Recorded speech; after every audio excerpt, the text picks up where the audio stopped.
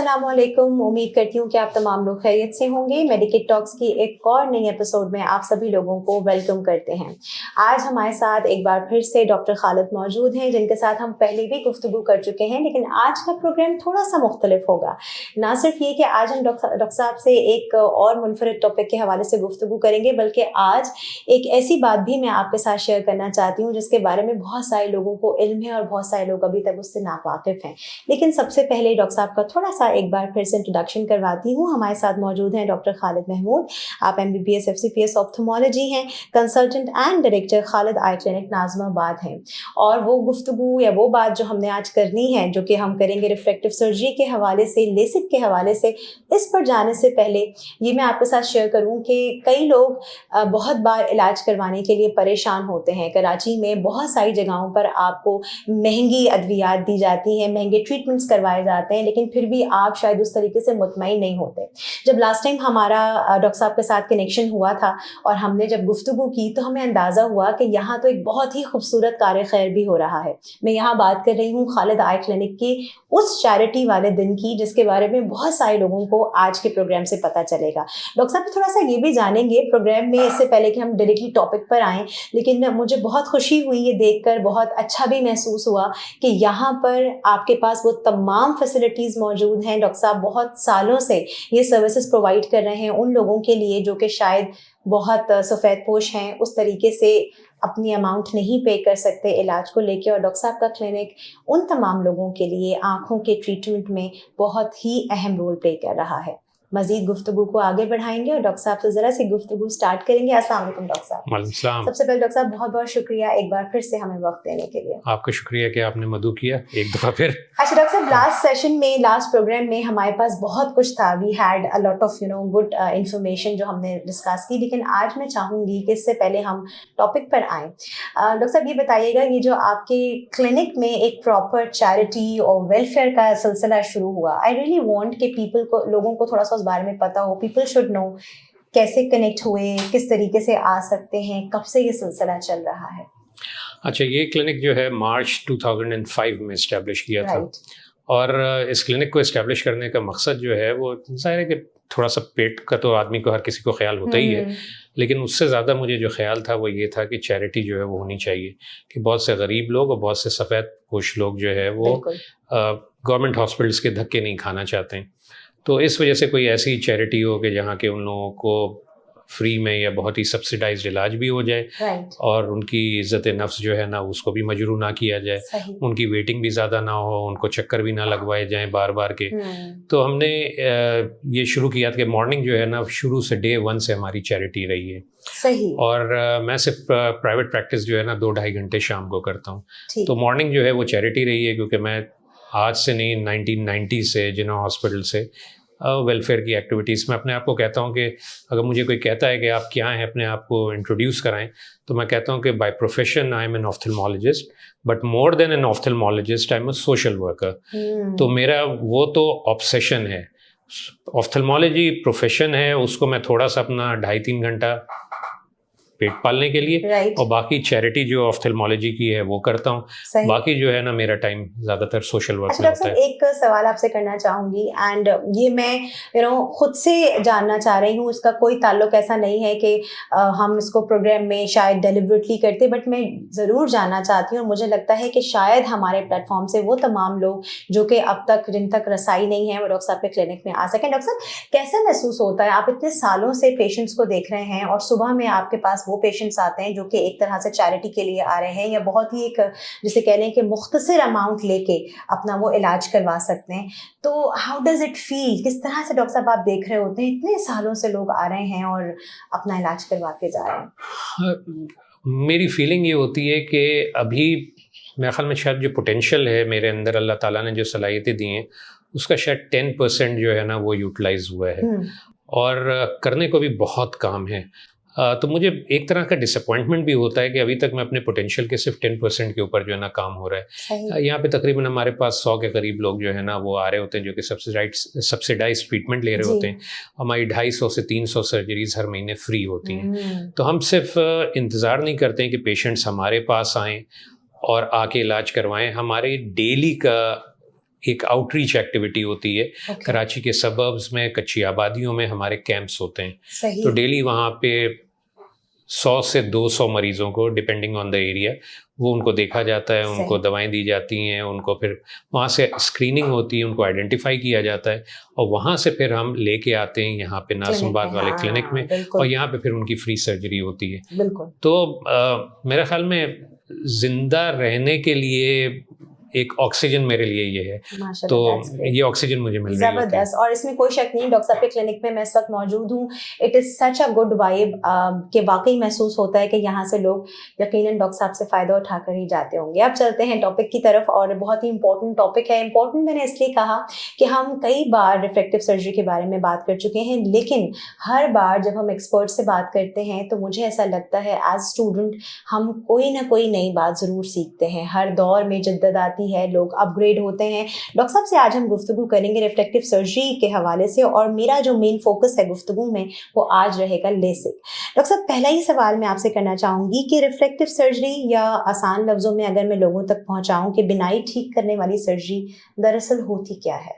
अच्छा, ये जो रिफ्रैक्टिव सर्जरी होती है बेसिकली ये चश्मा जो लोग पहन रहे होते हैं तो चश्मे के साथ जो नज़र होती है या कॉन्टैक्ट लेंसेज से, तो वो उससे निजात के लिए जो सर्जरी होती है उसको हम रिफ्रैक्टिव सर्जरी कहते हैं। सही। अच्छा, रिफ्रैक्टिव सर्जरी अगर आप थोड़ा सा आम आदमी को मैं समझाऊं तो 3 लेवल्स के ऊपर की जाती है। राइट। क्योंकि हमें देखना ये होता है कि अगर साफ देखना है तो कॉर्निया जो सामने का पर्दा है उसको कॉर्निया कहते हैं, वहाँ से लाइट बेंड होती है और 2 और लिक्विड्स आते हैं और बीच में जो है ना लेंस होता है। सही। तो 2 मेन रिफ्रैक्टिव ऑर्गन टिश्यूज जो है ना वो आई के अंदर होते हैं, कॉर्निया और एक लेंस। राइट।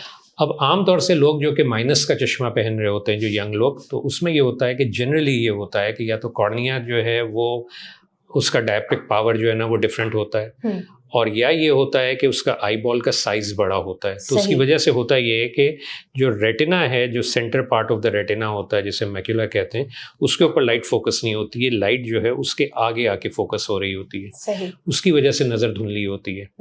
तो अब हमें करना ये होता है कि रिफ्रैक्टिव सर्जरी इस तरह से की जाए कि उस लाइट को आगे फोकस करने के बजाय on the retina, in front of the retina के बजाय ऑन द रेटिना जो है ना वो फोकस करें। बिल्कुल सही। जिन लोगों को प्लस का नंबर बन रहा होता है तो उनके अंदर जो है वो लाइट रेटिना के पीछे फोकस हो रही होती है। सही। तो उनको हम प्लस का लेंस देते हैं ताकि वो ऑन द रेटिना फोकस हो।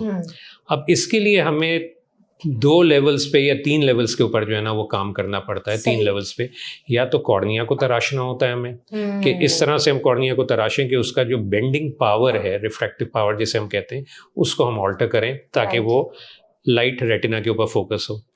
दूसरा तरीका ये है कि लेंस का पावर जो है ना वो हम चेंज कर दें। और तीसरा तरीका ये है कि बीच में कोई एक कुदरती लेंस के आगे एक और लेंस बैठा दें ताकि वो बेंड करे लाइट को और रेटिना के ऊपर आके फोकस हो। तो ये 3 लेवल्स के ऊपर जो है ना किया जाता है। एक कॉर्निया के ऊपर, दूसरा लेंस के आगे, कुदरती लेंस के आगे, और तीसरा लेंस इटसेल्फ, उसको जो है ना चेंज कर दिया जाता है। तो ये रिफ्रैक्टिव सर्जरी की जाती है। बिल्कुल सही। अच्छा डॉक्टर साहब, आपके पास जब अमूमी तौर पर पेशेंट्स आते हैं तो यकीनन वो अलग अलग इकसाम की अपनी आंखों की बीमारियों को लेके आते होंगे और आप ज़ाहिर है एज एन एक्सपर्ट उनको ट्रीट करते होंगे। कई बार हम अक्सर ये सुनने में देख रहे होते हैं, हमें महसूस भी होता है कि कई बार लोग कह रहे हैं कि भाई लेसिक का हमने इलाज करवाना है, या लेसिक डॉक्टर साहब ने बताया कि लेसिक की सर्जरी है।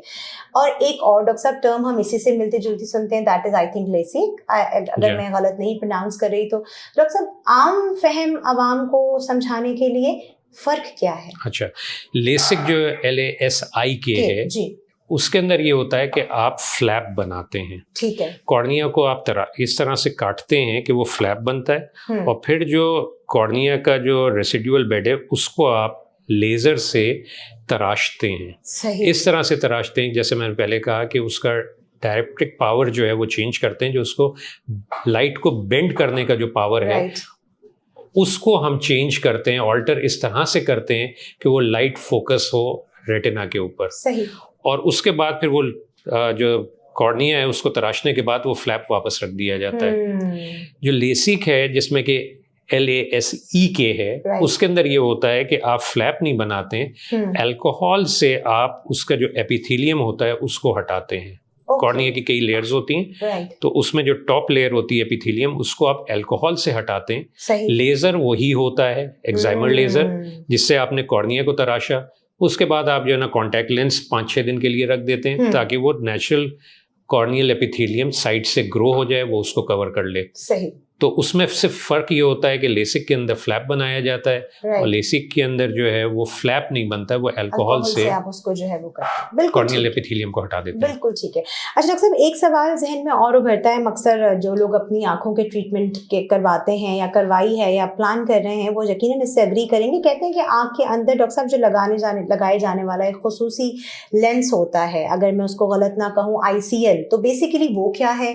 और कई बार ऐसा होता है कि जब किसी भी पेशेंट को डॉक्टर समझा रहे होते हैं, तो हमारे यहाँ पाकिस्तान में डॉक्टर साहब, और ये भी मैं गुफ्तगू के दौरान आपसे ज़रूर जानना चाहूँगी, आप इसका जैसे भी जवाब दें, अमूमी तौर पर ट्रीटमेंट से पहले कोई भी मरीज़ जब आँख की तकलीफ़ लेकर आता है और डॉक्टर उसको ये टर्मिनोलॉजी फॉर एग्जांपल बता रहे हैं कि जी आपको खुसूसी लेंस लगेगा या ICL एक टर्म है, तो मरीज़ जो है वो घबरा जाता है, उसकी काउंसलिंग बहुत ज़रूरी है, उसको उस वक्त वो सपोर्ट देना कि डॉक्टर जो आपके लिए बता रहे हैं वो यकीनन बेहतर है। डॉक्टर साहब, वो कितना इम्पोर्टेंट है?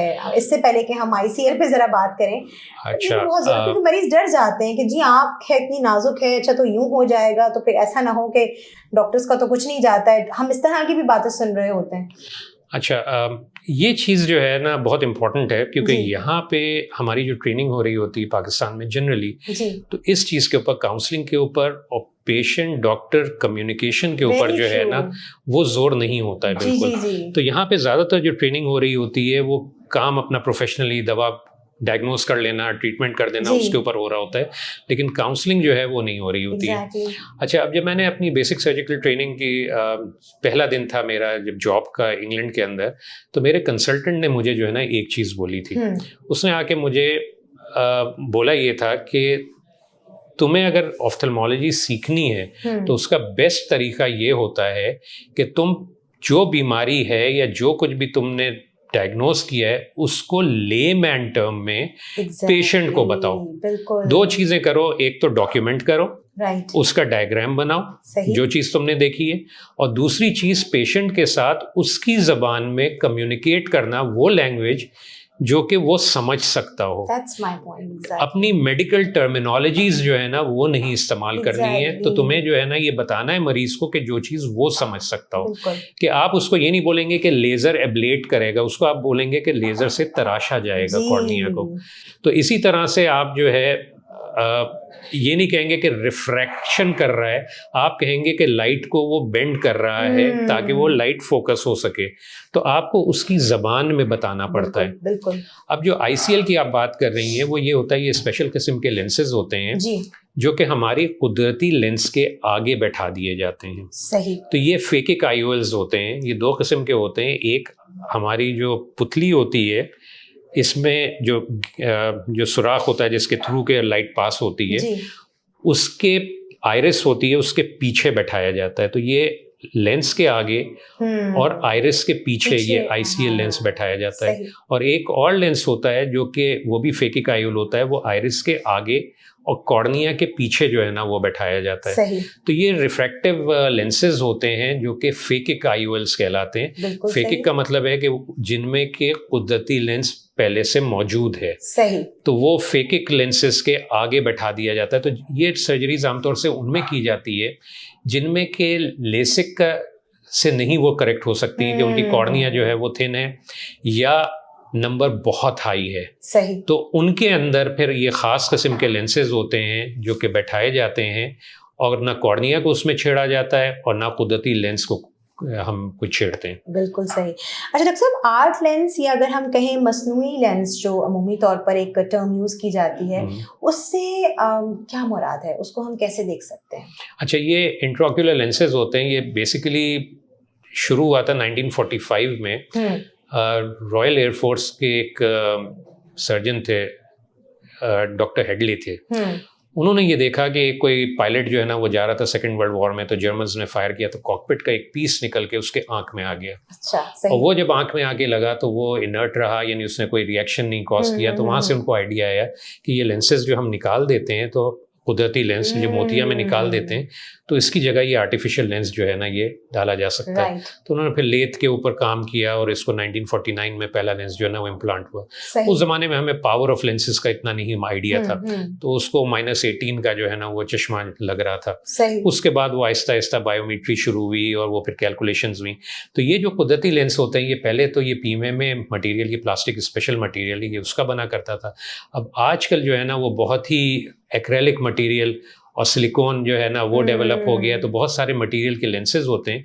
तो हमारा कुदरती लेंस जब मोतिया होता है तो उसको निकाल के, और अब फोल्डेबल लेंसेज जो है या इंजेक्टेबल लेंसेज होते हैं, ये मोड़ के जाते हैं, इंजेक्ट किए जाते हैं, अंदर जाके वो अनफोल्ड हो जाते हैं। तो ये कुदरती लेंस जो है ना ये एक्रेलिक मटेरियल का, ये सिलिकॉन मटेरियल का, ये स्पेशल प्लास्टिक्स जो है ना उसके बनाए जाते हैं। बिल्कुल सही। डॉक्टर साहब एक और सवाल, बल्कि मेरा ख्याल है कि सुनने वालों की जिस तरह से डॉक्टर साहब उसको एलैबोरेट कर रहे हैं, इंफॉर्मेशन में भी इजाफा हो रहा होगा। डॉक्टर साहब एक और भी हम कहते हैं नक्शाबंदी की तरफ की जाने वाली नज़र की इस्तिलाह क्या है, या अगर अंग्रेजी में हम उसको कहें तो कॉन्टूर विजन क्या है? अच्छा, कॉन्टूरा ये नई चीज़ आई है, ये एक ख़ास कंपनी है अमेरिका की जिसने कि ये इजाद किया है। तो सारी कंपनीज जो है ना नहीं करती हैं, सिर्फ एक ख़ास मशीन होती है एक्साइमर जिसके साथ के ये कंपैटिबल होती है। इसमें बेसिकली ये किया जाता है कि 22,000 डिफरेंट स्पॉट्स के ऊपर कॉर्निया को स्कैन किया जाता है।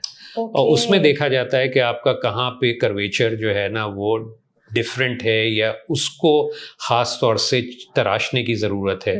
आमतौर से अगर आप सिंपल लेसिक कर देते हैं तो बाज़ दफ़ा लोगों को ये शिकायत होती है कि रात में रोशनी फैल रही है, ये रोशनी के इर्द गिर्द दायरा जो है ना वो आ रहा है। तो कॉन्टूरा विजन से ये होता है कि ये आपको 22,000 डिफरेंट स्पॉट्स पे स्कैन किया जाता है और ये चीज़ें जो है ना ये हाई ऑर्डर एब्रेजन कहलाते हैं। तो ये करेक्ट कर लिया जाता है, वही चीज़ आपको मशीन से डायरेक्ट लेज़र मशीन में ट्रांसफ़र हो जाती है।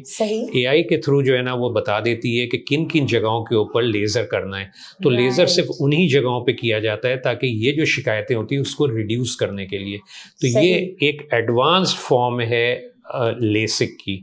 तो इसमें बेसिकली स्कैन करके और उन्हीं जगह के ऊपर लेज़र किया जाता है कि जहाँ की ज़रूरत है। बिल्कुल ठीक। तो इससे ज़्यादा शार्प और क्रिस्प विजन आ जाती है। राइट। अच्छा डॉक्टर साहब, हम हर चीज़ में अपग्रेडेशन की बात करते हैं and I am sure doctor साहब ये आपसे बेहतर हमें कौन बताएगा कि ऑप्थेमोलॉजी को भी अगर हम देखें तो उसने ओवर द इयर्स बहुत इवॉल्व किया है। चाहे हम AI की सपोर्ट देखें या जैसे भी आपने कहा जदीद तकनीकी चीज़ों का इस्तेमाल करना देखें।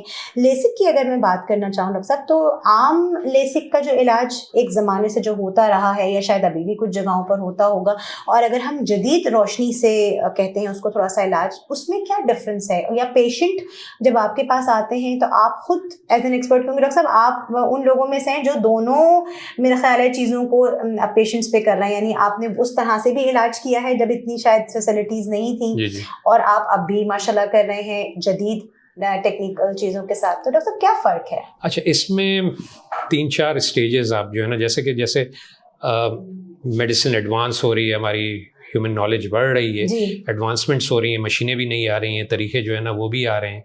तो इसमें शुरू में जो है ना ये होता था कि आप जो सरफेस का एपिथेलियम है, हम डिटेल में भी आगे जा सकते हैं बाद में, तो PRK जो है ना एक प्रोसीजर होता था कि आप एपिथेलियम को हटाते थे और उसके बाद आप उसको लेज़र करके तराश देते थे। अच्छा, इसके बाद फिर जो है ना इवॉल्व हुआ कि लेसिक आना, सिंपल जो है ना वो शुरू हुआ। तो उसमें फ्लैप बनना, तो हमारा माइक्रोकेराटोम कहलाता था कि ब्लेड से फ्लैप बनाया जाता था। ब्लेड से फ्लैप बनाते थे, लेज़र फिर वही करते थे हम, और लेज़र करके फ्लैप जो है ना रख देते थे। उसके बाद वो फिर एडवांस और हुई तो वो फेमटो आया। फेमटो लेज़र में ये हुआ कि फ्लैप जो बनाया जाता है वो ब्लेड से नहीं बनाया जाता है, वो लेज़र मशीन, उसकी अलग एक लेज़र होती है जिससे कि फ्लैप बनाया जाता है, और वो फिर लेज़र फिर वही किया जाता है एक्साइमर लेज़र, और फिर फ्लैप रख दिया जाता है। उसमें फ्लैप जो है उसकी प्रिसीजन आपको बिल्कुल एग्जैक्ट मालूम होती है कि आपने 100 माइक्रॉन्स या 110 माइक्रॉन्स या 90, बिल्कुल एक्यूरेट होती है, स्मूथ होती है, उसके एजेस भी स्मूथ होते हैं, वो बेहतर होती है। फिर उसके बाद ये कॉन्टूरा इसके अंदर ऐड हुई। अच्छा, अभी पाकिस्तान में यहाँ तक आई है, अभी हम अगर लेसिक की बात करते हैं इंडिया में, अभी मैं कुछ दिन पहले जो है ना वो देख रहा था अपने लिंक्डइन के ऊपर, हमारे कुछ दोस्त हैं, तो इंडिया में क्या इम्प्रूवमेंट आ गई है कि अब इससे भी ज़्यादा एडवांस्ड 3 मशीनें अब आ गई हैं। Okay. और ये टेक्नोलॉजी आ गई है कि एआई को इसके अंदर जो है ना ज़्यादा इन्वॉल्व कर लिया है। Right. तो अगर मुझे कोई पेशेंट करना है तो मैं पहले उसके पेशेंट का पूरा वर्चुअल एक इमेज जो है ना, एक आई दूसरी बना लूँगा। उसके ऊपर हम लेज़र करके हर तरीके से ट्राई कर लेंगे, देख लेंगे कि बिल्कुल एग्जैक्ट प्रिसीजन कि हमें रेटिना के बिल्कुल सेंटर के ऊपर फोकस करना है। Right. तो इसमें दाएं बाएं ऊपर नीचे भी जो लाइट जा रही है उसको भी हमने उस मॉडल के ऊपर करके, और ये 5 मिनट के अंदर अंदर सारी चीज़ें प्लान हो जाती हैं। Interesting. तो वो उस मॉडल के ऊपर आपने करके फिर वही सारी की सारी चीज़ें जो सेटिंग्स हैं वो आप आई के ऊपर एग्जाइमर के थ्रू जो है ना वो लेसिक में कर सकते हैं। तो ये कहा जा रहा है कि आपको 6x6 जो विजन होती है यानी 100%, उससे भी ज़्यादा विजन हो जाएगी कि जो एक आम आदमी जितना देख सकता है उससे ज़्यादा आपकी विजन जो है ना वो बेहतर हो जाएगी। तो अब ये देखते हैं कि पाकिस्तान में कब आती है टेक्नोलॉजी। बिल्कुल सही। इंडिया में अभी 3 जगहों के ऊपर ये आ गई है। बिल्कुल ठीक। अच्छा डॉक्टर साहब, हम बात करते हैं जदीद टेक्नोलॉजी की, एआई की, और बहुत सारे लोग इस बात से मेरी अग्री करेंगे कि हर चीज़ के नुकसानात भी हैं और यकीनन फ़ायदे भी हैं। डॉक्टर साहब, हमने बेशुमार इंटरव्यूज़ किए हैं, मगर मुझे उम्मीद है कि आप हमेशा ही बहुत, हमारा जो पिछला सेशन गया था, हमारी जो पिछली गुफ्तगू थी वो काफ़ी अनफिल्टर्ड थी और आपने बहुत ही खूबसूरत अंदाज में लोगों से गुफ्तगू की और सही चीज़ें बताई, डूज एंड डोंट्स। अमूमी तौर पर लेसिक के जो नुकसानात हैं या जो कुछ मुज़र असरात हैं वो बहुत, मेरा ख्याल है कोई एक आध डॉक्टर ही होंगे जो शायद डिस्कस करते होंगे। जैसे अभी हमने काउंसलिंग वाली बात की, ज़्यादातर फोकस इस बात पे होता है कि आप बस फ़ौरन लेसिक करवा लें या सर्जरी करवा लें, लेकिन वो पेशेंट जो यकीनन अपनी जिसे कहना चाहिए कि बिल्कुल ही सेंसिटिविटी के साथ डॉक्टर साहब के पास आ रहा है, उसको इस बात का भी इल्म होना चाहिए कि ये जो सारे ट्रीटमेंट की हम बात कर रहे हैं डॉक्टर साहब, अगर एहतियात ना की जाए या उसको बहुत ही हल्के अंदाज में ट्रीट किया जाए तो डॉक्टर साहब उसके नुकसानात क्या हैं और मुज़र असरात क्या हैं इन तमाम तर ट्रीटमेंट के, स्पेशली अगर हम लेसिक की बात करें। ठीक है। अच्छा देखें, कोई भी आप प्रोसीजर कर रहे होते हैं तो उसमें रिस्क्स तो होते ही हैं। तो आपको रिस्क और बेनिफिट्स को आपस में वे करना पड़ता है। जैसे आप रोड पे अगर निकल रहे हैं तो एक्सीडेंट होने के चांसेस हैं, आपने ये देखना है कि 1 in a million चांस है या 1 in 10 million चांसेस हैं। तो आप वो काम करने के लिए घर से निकलें या ना निकलें, और ज़्यादातर चांसेस ये हैं कि आपको बेनिफिट ही होगा। तो इसी तरह से कोई भी आप प्रोसीजर करा रहे होते हैं तो आपको एक रिस्क तो होता है, लेकिन उसके क्या 1 in 10,000 चांसेस हैं, 1 in 1,000 चांसेस हैं, क्या होते हैं। तो वो देखना होता है कि आपको पहले बेसिकली 2 टेस्ट करने होते हैं। आपको एक तो नज़र, उसका चश्मे का नंबर निकाला, फिर आपको स्लिट लैम्प एग्जामिनेशन जो है ना वो करना होता है कि उसकी आँख की कंडीशन कैसी है। फिर 2 टेस्ट खास तौर से करने होते हैं, एक पीछे रेटिना का, पीछे के पर्दे का, और दूसरे जो मेन काम होता है वो आगे कॉर्निया का जो है ना वो देखना होता है। अब इसके अंदर एक तो आपकी जो ह्यूमन नॉलेज है वो सारी की सारी चीज़ें तो होंगी, काम करेंगी। अब एआई इसके अंदर ज़्यादा रोल प्ले करेगा। मेरे ख्याल में अगले 2 साल के अंदर ये इतना एडवांसमेंट आ चुकी होगी कि आपकी जो टोपोग्राफी है वो रीड करेगी, एआई के थ्रू आप जो है ना रीड करेंगे कि इस पेशेंट के अंदर क्या कॉम्प्लिकेशन के चांसेस हैं। तो आपको, मेरा ये ख्याल है कि मैक्सिमम 2 साल के अंदर जो है ना ये एआई की इतनी ज़्यादा इसके अंदर इन्वॉल्वमेंट हो जाएगी कि हम बहुत ही एग्जैक्टली प्रिडिक्ट कर पाएंगे, यानी 99.99% हमारी प्रिडिक्शन जो है वो करेक्ट होगी कि किस पेशेंट के अंदर क्या साइड इफ़ेक्ट्स विजन में आ सकते हैं। तो अभी जैसे मैंने आपको बताया कि ये इवॉल्व किया, तो पहले तो सिर्फ चश्मा उतर जाता था और आपकी नज़र बेहतर हो जाती थी, फिर फेम्टो आया, उससे ज़्यादा बेहतर हुई। कॉन्टोरा से आपकी ये जो लाइट फैलने वाली चीज़ें ये बेहतर हो गई, ख़त्म नहीं हुई है, बहुत इम्प्रूव कर गई है। लेकिन अब मेरे ख्याल में ये जो चौथी चीज़ जो मैंने कहा कि ये एडवांसमेंट आ रही है कि ये आपने एआई से मॉडल दूसरा जो है ना वर्चुअल रियलिटी जो है ना वो और एआई को मिक्स करके आपने इन दोनों आईटी की फील्ड्स को मिक्स करके आपने बिल्कुल प्रिसाइज जो है ना वो करना शुरू किया। और जब आपकी रीड करना शुरू कर देगा, प्रिडिक्टेबिलिटी आपकी कॉर्निया की टोपोग्राफी और टोमोग्राफी जो है जब एआई रीड करना शुरू कर देगा तो आपके कॉम्प्लिकेशंस जो है वो और साइड इफ़ेक्ट्स आपकी प्रिडिक्टेबिलिटी जो है ना वो बहुत ज़्यादा बेहतर हो जाएगी। तो आपको पता होगा कि किस पेशेंट के अंदर ये काम करना है, किस में नहीं करना है, और कम से कम आप पेशेंट को बता देंगे कि तुम्हें ये छोटी सी प्रॉब्लम हो सकती है, तो वो यही देखेगा कि मेरा 8-10 नंबर का चश्मा है, कि मुझे जो है ना इतना बड़ा हैंडीकैप है, तो अगर वो हैंडीकैप मेरा ख़त्म हो जाता है और छोटा सा एक हैंडीकैप रह जाता है, तो उसको कम से कम आप चॉइस देंगे कि अगर तुम्हें ये कराना है तो इसके ये फायदे होंगे और ये नुकसान होंगे। बिल्कुल सही बात है। डॉक्टर साहब, एक क्वेश्चन और जहन में उभरता है। आई नो ये बहुत ही एक सिंपल सा सवाल है, लेकिन यकीनन सुनने वाले इससे शायद अग्री भी करेंगे और किसी के जहन में ये सवाल उभर सकता है कि आप अमूमी तौर पर डॉक्टर साहब किन अफराद को पहली फुर्सत में ये मशवरा देते हैं कि लेज़र की जो सर्जरी है वो आपके लिए सबसे बेस्ट ऑप्शन है? उसकी वजह ये है कि अमूमी तौर पर जब पेशेंट आता है तो उसकी कोशिश ये होती है कि मैं सारी चीज़ें कर लूँ, सर्जरी की तरफ नहीं जाऊं। तो डॉक्टर साहब, आप क्या समझते हैं कि कौन से ऐसे हजरात हैं या कौन से ऐसे लोग हैं जिन्हें फौरन ज़रूरत है कि वो सर्जरी की तरफ जाएं? अच्छा, इनमें जनरली ये होता है कि एक तो जब आते हैं यहाँ पे लोग, अब ये लेसिक सर्जरी इतनी कॉमन हो गई है कि लोगों को थोड़ी बहुत अवेयरनेस एटलीस्ट ज़रूर होती है कि चश्मा उतारने की कौन सी लेज़र की कोई सर्जरी होती है। तो जनरली उन लोगों को थोड़ा सा आइडिया होता है, तो उनका इंटरेस्ट होता है, या उनके जो जान पहचान वाले होते हैं उसमें किसी ना किसी ने कराई होती है, क्योंकि अब ये इतनी कॉमन हो गई है। तो अगर पेशेंट आता है और सवाल करता है तो उसमें देखना ये होता है कि उसका एक तो ये कि 18 या 19 साल से ऊपर का हो, ताकि उसका नंबर जो है वो स्टेबल हो चुका हो। तो इसमें आपको देखना ये होता है कि कम से कम 6 महीने से, पिछले 6 महीने से नंबर उसका स्टेबल हो। अगर उसका नंबर बढ़ रहा है तो फिर वो कैंडिडेट नहीं है, उसको उस वक्त तक वेट करना है जब तक कि उसका नंबर स्टेबल नहीं होता है। क्योंकि आज उसका फर्ज कीजिए 4 नंबर है, आपने लेज़र करके 4 नंबर उड़ा दिया, अब उसका नंबर बढ़ रहा है, कल को उसका 5 नंबर हो जाता है, तो वो फिर उसको 1 नंबर का चश्मा लगेगा, तो उसको जो एडवांटेज है वो ख़त्म हो जाएगी। तो इस वजह से एक तो आपको ये देखना होता है कि नंबर जो है ना उसका स्टेबल हो, तो 18-19 साल से ऊपर का हो। दूसरा जो है आपको फिर ये, जैसे मैंने कहा कि टेस्ट रेटिना और कॉर्निया के वो सही होने चाहिए। अगर उसका कॉर्निया हमारे पास शुरू में टोपोग्राफी से पहले ही हमें पता चल जाता है कि उसका कॉर्निया की रीडिंग कहलाती है, तो हमें आम डॉक्टर भी ये कर सकता है कि उसके ऑटो रिफ्रैक्टर के अंदर जो कंप्यूटराइज आई चेकिंग होती है उससे एक आइडिया हो जाता है उसको। तो वो कैंडिडेट जो है अगर उसकी बहुत ही ज़्यादा वियर्ड सी उसकी है तो फिर आपको और ज़्यादा एक्स्ट्रा कॉशियस होना पड़ता है। फिर आप उसकी टोपोग्राफी करवाएंगे और फिर आप देखेंगे कि weather he is a suitable candidate for LASIK और नॉट।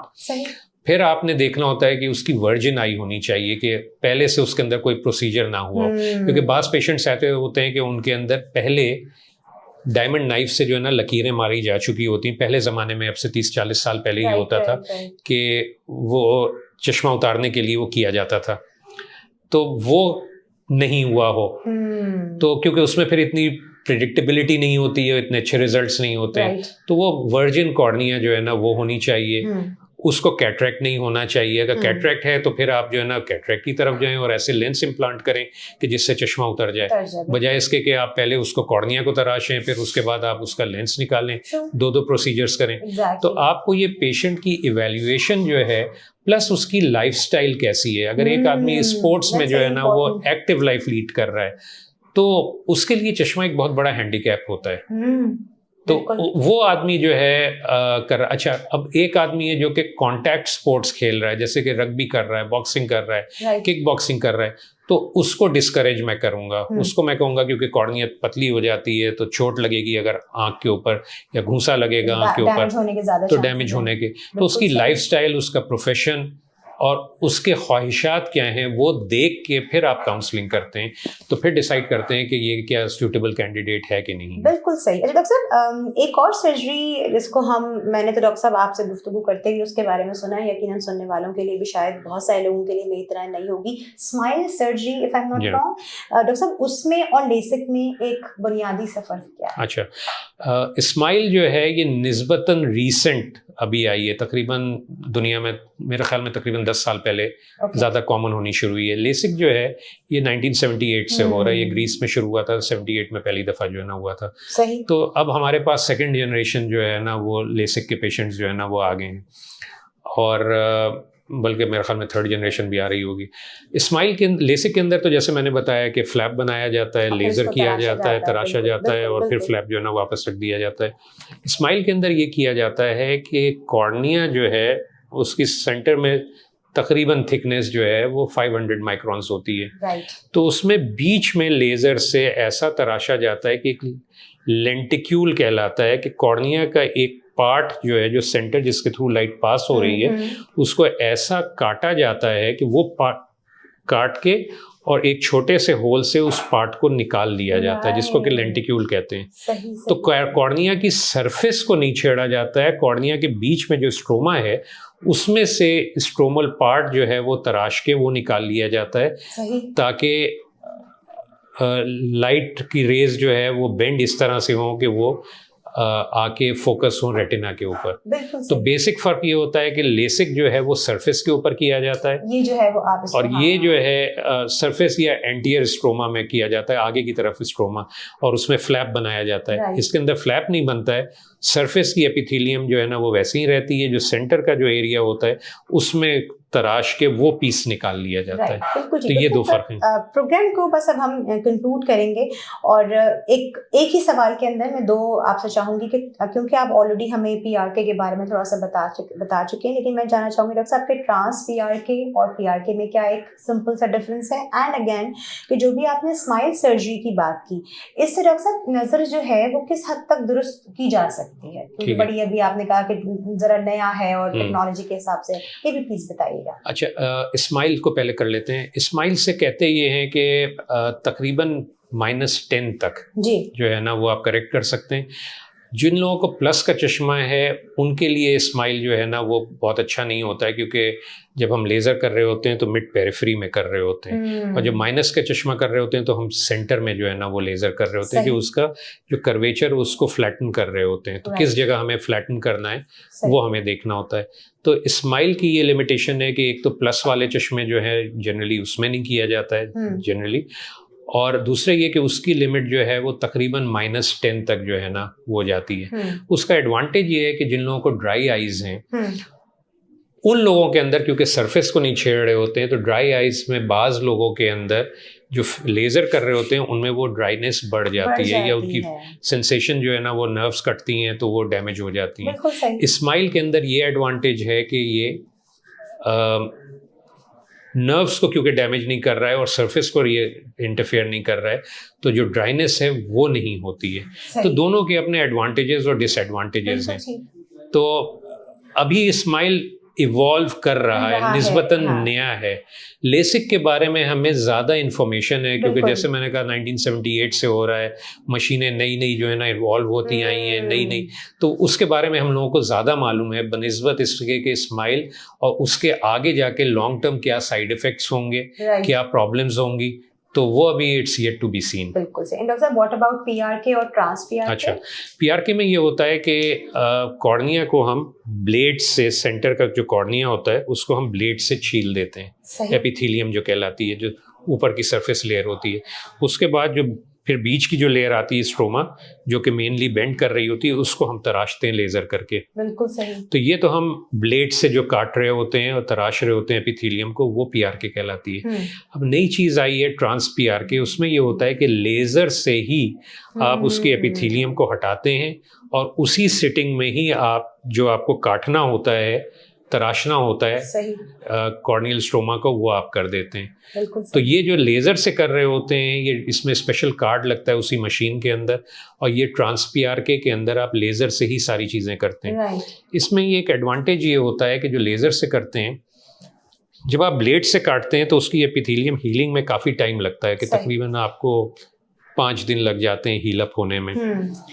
इसके अंदर ये होता है कि 2 से 3 दिन में आपकी हीलिंग जो है ना वो काफ़ी हद तक हो जाती है ट्रांस पीआरके में, और इसमें निस्बतन पेन बहुत कम होता है, क्योंकि वो टाइम भी कम होता है, हीलिंग जो है ना वो कम हो जाती है। ये लेज़र से हो रहा होता है, ये इसके रिजल्ट्स बेहतर हैं, क्विक रिकवरी है, पेन कम होता है ट्रांस पीआरके के अंदर। और डॉक्टर साहब, एक बिल्कुल आखिरी सवाल जो कि मेरे ख्याल है सबका कंसर्न होगा, और आप तो क्योंकि ऑलरेडी डॉक्टर साहब यहाँ पर चैरिटी कर रहे हैं, लोग आपके पास आ रहे होते हैं, तो उनका पहला कंसर्न ही होता है कि हमारा जो ट्रीटमेंट है अब ये कितना क्या कॉस्ट करेगा। तो डॉक्टर साहब, जितनी भी ट्रीटमेंट्स की हमने बात की, स्पेशली अगर मैं लेसिक की बात करूँ और अभी ज़रा नई टेक्नोलॉजी की बात करूँ, डॉक्टर साहब आपकी क्लिनिक से हट कर अगर हम देखें तो क्या ये वाकई में इस वक्त, अगर हम पाकिस्तान की बात करें, तो क्या ये वाकई में एक आम इंसान के लिए इज इट वेरी कॉस्टली या फिर ये ऐसा है कि आप इसको?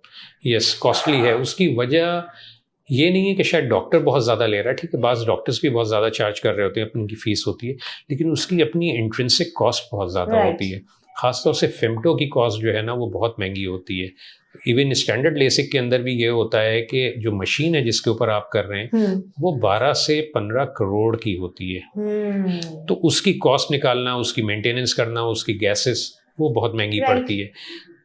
तो जब आप सिंपल लेसिक कर रहे होते हैं तो उसमें तो आप ब्लेड से कर रहे हैं, उसकी कॉस्ट ज़्यादा नहीं होती, लेकिन जब आप फेमटो करते हैं तो उसमें एक स्पेशल एक इंस्ट्रूमेंट लग रहा होता है, उसकी कॉस्ट बहुत ज़्यादा होती है। और प्लस ये कि फेमटो की 2 मशीनें होती हैं, तो ये आप समझ लीजिए कि 12-12 करोड़ की या 15-15 करोड़ की या 30 करोड़ की, तो वो इन्वेस्टमेंट हो जाती है। तो इसमें होता ही है कि हर कोई ये नहीं अफोर्ड करता है, और दुनिया में भी यही होता है कि एक कोई हॉस्पिटल लगा लेता है, उसमें सारे शहर से जो है ना लोग लेके जाते हैं, पे करते हैं, वरना एक जगह कॉस्ट ही नहीं निकल सकती है उसकी, क्योंकि मशीन की कॉस्ट इतनी फेमटो की 30 करोड़ के करीब वो कॉस्ट हो गई, फिर उसकी गैसेस, उसका फिर पर केस जो है ना कॉस्ट इतनी हो जाती, तो ये वाकई एक्सपेंसिव है। बिल्कुल ठीक। डॉक्टर साहब बहुत बहुत शुक्रिया पहले तो आपका कि आपने आज के टॉपिक को हमेशा की तरह बहुत ही खूबसूरती से कवर किया, और आज का जो हमारा टॉपिक था उसमें हमने कोशिश की कि लेसिक के हवाले से लोगों तक ज़्यादा से ज़्यादा इन्फॉर्मेशन और नॉलेज पहुँचाएं।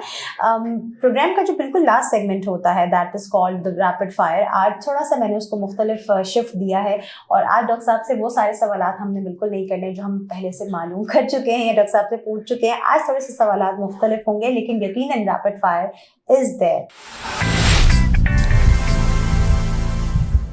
डॉक्टर साहब मुझे एक सवाल आपसे करना है, क्योंकि माशाल्लाह आप आपने खुद कहा कि अगर मुझसे कोई पूछे कि डॉक्टर से हट के मैं क्या हूँ, तो मैं एक सोशल वर्कर हूँ, तो अगर मैं डॉक्टर साहब को टाइमलाइन में लेके जाऊँ और एक बिल्कुल डॉक्टर खालिद के हम चाइल्डहुड वाले किसी फेज़ में जाएँ, तो कोई एक ऐसी खूबसूरत सी मेमोरी जो कि आपको अभी भी याद आती है और आप उसको कनेक्ट कर पाते हैं कि वाकई ये कहते हैं ना बचपन में ये चीज़ मेरे अंदर थी, तो ये शायद चीज़ मैं हमेशा रिकॉल कर सकता हूँ, वो क्या है? सोशल वर्क से रिलेटेड? बिल्कुल। बचपन तो नहीं, थोड़ी जवानी कह लीजिए आप, 18-19 ईयर्स। राइट।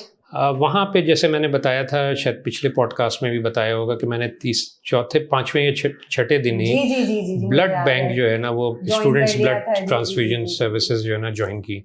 तो वहाँ पे हम देखते थे कि जिन्ना हॉस्पिटल के अंदर लोग आते थे इंडिया से, अब कंट्री से, और इवन कराची से भी जो लोग आते थे, तो वो प्रोफेशनल डोनर्स जो है ना उनका खून, हीरोइनचियों का, चरसियों का, उनका खून जो है ना वो ट्रांसफ्यूज़ किया जाता था।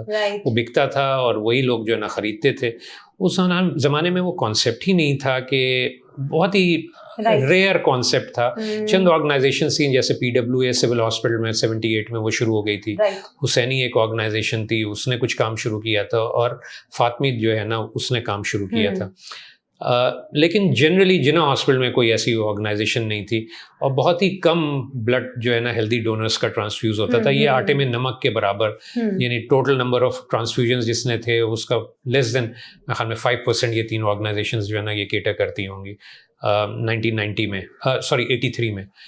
तो वो मेरे ख्याल में वहाँ पे एक टर्निंग पॉइंट था कि जिस वक्त के मैंने ये चीज़ें माशरे से इम्बाइब करना, एब्जॉर्ब करना शुरू की, और उसने फिर मुझे जो है ना ये इस रास्ते के ऊपर लगाना शुरू किया। अगर आप अपनी किसी मेमोरी में जाते हैं तो वो चीज़ आपको भी याद आती है? मुझे, मैं कहूँगा कि मार्च 83 जो है ना वहाँ से शुरू हुआ, लेकिन जबकि हाउस जॉब शुरू हुई हमारी मार्च 90 में, तो उस वक्त और ज़्यादा प्रैक्टिकल एक्सपोजर जो है ना मिला, क्योंकि मेडिकल कॉलेज के अंदर तो ये होता है ना कि आप फर्स्ट 2 इयर्स तो आपकी थियोरेटिकल सारी की सारी क्लासेस हो रही होती हैं, 3rd ईयर में आपकी क्लिनिकल पोस्टिंग्स जो है ना वो शुरू होती हैं, तो 2 घंटे की आपकी क्लिनिकल पोस्टिंग्स होती हैं, थोड़ा बहुत एक्सपोजर होता है। लेकिन जब हाउस जॉब में आप जाते हैं तो आप वहाँ 36 घंटे 30 घंटे जो है ना वो आपको एक्सपोजर हो रहा होता है। बिल्कुल सही। तो वहाँ पे आपको एहसास होता है कि OPD में आप देखते हैं, वार्ड में देखते हैं कि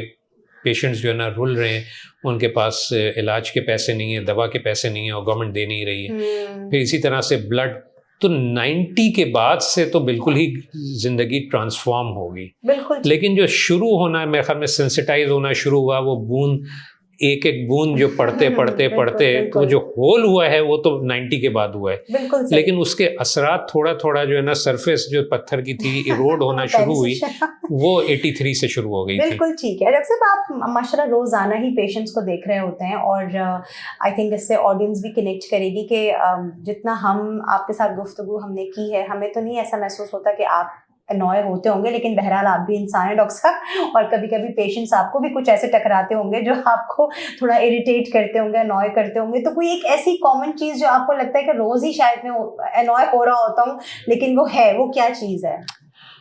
अच्छा, कोई भी कोई मैं ऐसा सवाल अच्छा, या कोई ये एक ऐसा एनॉय होना, रवैया? मुझे एनॉय करने के लिए कोई बहुत ज्यादा बड़ी चीज की जरूरत नहीं होती है। मैं जो ठीक ना है, बहुत जल्दी, मेरी एक जो कमजोरी है वो मेरी कमजोरी गुस्सा है, सही। ठीक है।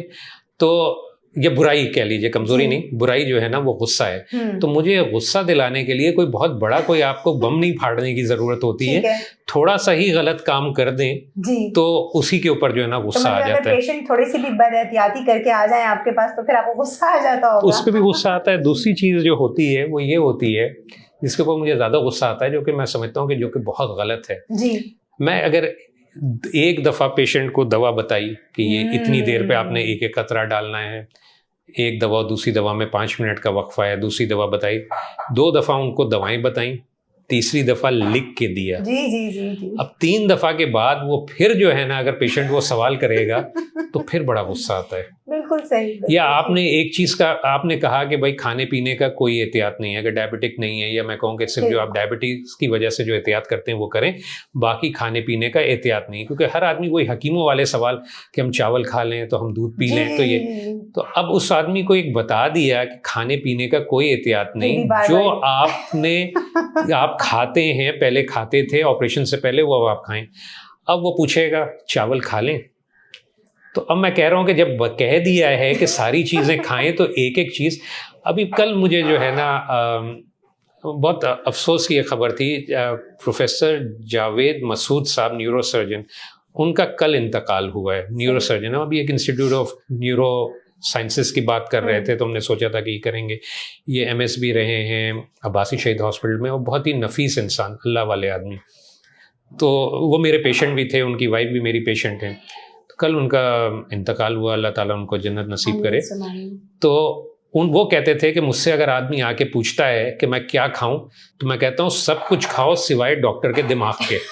बस डॉक्टर का दिमाग नहीं खाओ, बाकी जो खाना है खाओ। डॉक्टर साहब, आपसे ये सवाल करने से हमें देखें डबल फायदे हो गए कि हमारी जो ऑडियंस में भी लोग हैं जो डॉक्टर्स के पास जाते हैं, उन्हें भी बहुत फायदा हो गया, और आपने भी जो है ना बराह रास्त बता दिया कि डॉक्टर का दिमाग ना खाएं, डॉक्टर का दिमाग ना बाकी जो खाना है खाएं। बिल्कुल, जो चीजें अल्लाह ताला ने हलाल की हैं उसके ऊपर हराम, वो अपने ऊपर हराम ना करें, और जो हराम की हैं उसको अपने ऊपर हलाल ना करें। लेकिन डॉक्टर का दिमाग खाना जो है ना वो हराम है। अच्छा डॉक्टर साहब, खाने की बात हो रही है तो एक सवाल रैपिड फायर में मैं आपसे और पूछना चाहूंगी कि कोई एक ऐसा खाना जो कि, या कोई एक ऐसी आपकी फेवरेट डिश जो कि आपको जब भी मिले तो आप कभी भी उससे बोर नहीं होंगे? अच्छा, डिश या कुक्ड फूड तो नहीं, लेकिन वैसे अगर आप पूछें, जी जी, आइसक्रीम मेरी कमजोरी है। क्या बात है। जितना खिलाएंगी मैं खा लूंगा। यानी वो खाने के बाद भी उसको मैं कहता हूँ कि उसका पेट जो है वो अलग है, अलग से इसकी बनी। हाँ, उसका अलग अल्लाह ताला ने एक खाना बनाया हुआ है कि खाना जो है ना स्टमक आपका फुल भी हो तो भी आइसक्रीम जितनी खिलाएंगी वो मैं खा सकता हूँ। बिल्कुल सही। लेकिन मैं यही सोच रहा था कि शायद इस वजह से होता है कि मैं 1 महीने तक लगातार आइसक्रीम खा के, और फिर उसके बाद मुझे ये होता है कि यार अब मैं I am putting on weight, तो फिर मैं जो ना रोकता हूँ, ब्रेक देता हूँ। लेकिन अगर मैं खाता रहूँ तो क्या मैं साल आइसक्रीम खा सकता हूँ? तो आइसक्रीम और मिल्क चॉकलेट, ये 2 मेरी कमजोरियां हैं खाने में।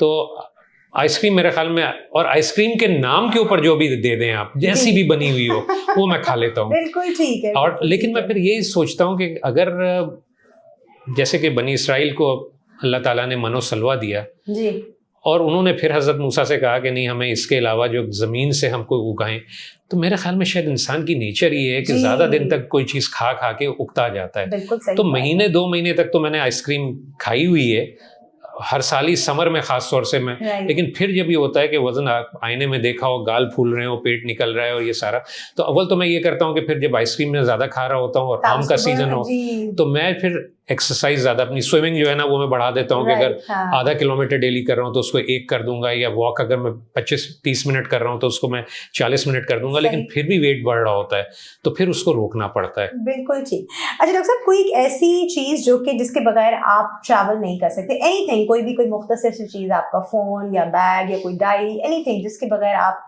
कहीं भी ट्रैवल नहीं कर सकते?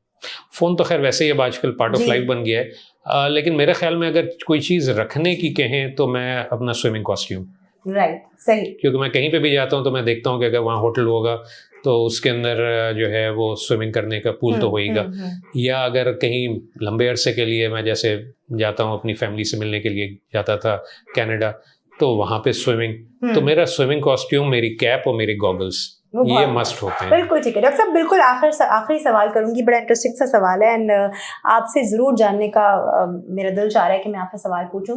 अमूमी तौर पर हम कहते हैं कि जब कभी आपको कोई बॉडीली सिम्टम्स हो रहे हो तो आप उसको गूगल ना करें, क्योंकि गूगल आपको बहुत खतरनाक चीज़ें बताता है। बट डॉक्टर साहब, कभी ऐसा हुआ कि वैसे ही आपको आंखों की तकलीफ और बीमारियों से हट के कोई एक अपना ही सिम्टम आपने गूगल किया हो कि यार ज़रा मैं गूगल पे जाकर देखूं ये मुझे क्या हो रहा है? नेवर। मैंने आपको पिछले पॉडकास्ट में बताया था कि मेरी एक जो वीकनेस है जिसको मैं समझता हूँ कि रिग्रेट है मुझे कि मैं नहीं कर पाया, वो मैं कंप्यूटर्स। जी। तो मैं जो हूँ ना, मैं बहुत ज़्यादा गैजेटरी फ्रेंडली नहीं हूँ। तो मोबाइल भी सिर्फ काम की चीज़ें करने के लिए मैं यूज़ करता हूँ। डॉक्टर साहब, ये बहुत अच्छी चीज़ है जो आप नहीं करते। तो मैं गूगल कभी करता ही नहीं हूँ। किताब में पढ़ लिया या जो कुछ भी हुआ तो वो तो ठीक है, लेकिन मैं गूगल नहीं करता हूँ। बिल्कुल सही, बिल्कुल सही। बहुत बहुत शुक्रिया डॉक्टर साहब, आपने अपना कीमती वक्त हमें दिया और आज का प्रोग्राम ना सिर्फ मुनफरिद था बल्कि हम सब के लिए बहुत ज़्यादा इन्फॉर्मेटिव भी था। कोशिश यही होती है कि हम आपके लिए बेहतर से बेहतर प्रोग्राम लेकर आएँ। डॉक्टर खालिद, आपका एक बार फिर से शुक्रिया। आज हमने बेसिक के हवाले से बात की। इंशाअल्लाह ताला आपसे मुलाकात होगी एक और नई इन्फॉर्मेटिव टॉपिक के साथ। अपना बेहद ख्याल रखिएगा, हमें अपनी राय और सजेशन से आगाह करते रहा कीजिए।